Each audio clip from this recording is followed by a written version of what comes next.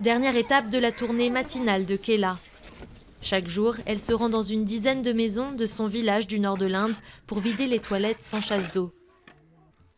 Un travail vieux de plus d'un siècle, réservé aux Indiens au plus bas de l'échelle des castes.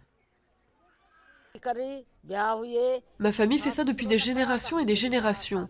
J'ai été mariée dans ce village quand j'avais 15 ans. Et c'est à ce moment-là que j'ai commencé à travailler. C'est le seul emploi que j'ai jamais eu. L'Inde a interdit cette pratique il y a presque 20 ans, mais la loi est rarement appliquée.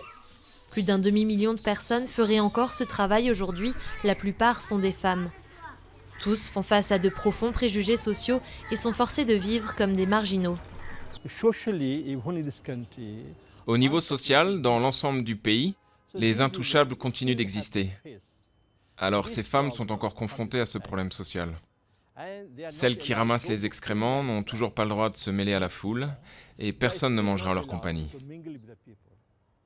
Alors elles doivent faire face à cette situation.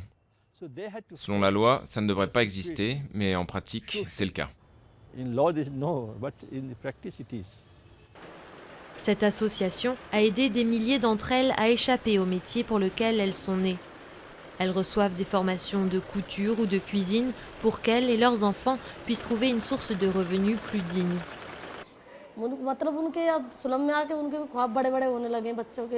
Depuis que je suis venue ici, mes enfants et moi avons commencé à avoir de grands rêves.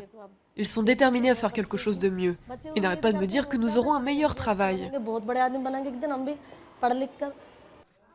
Pour beaucoup d'intouchables, cela relève de l'impossible.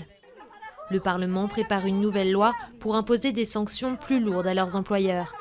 Mais en Inde, la majorité des villes n'a pas de système d'égout adéquat et il reste donc beaucoup de travail pour celles et ceux qui acceptent un emploi dont personne ne veut.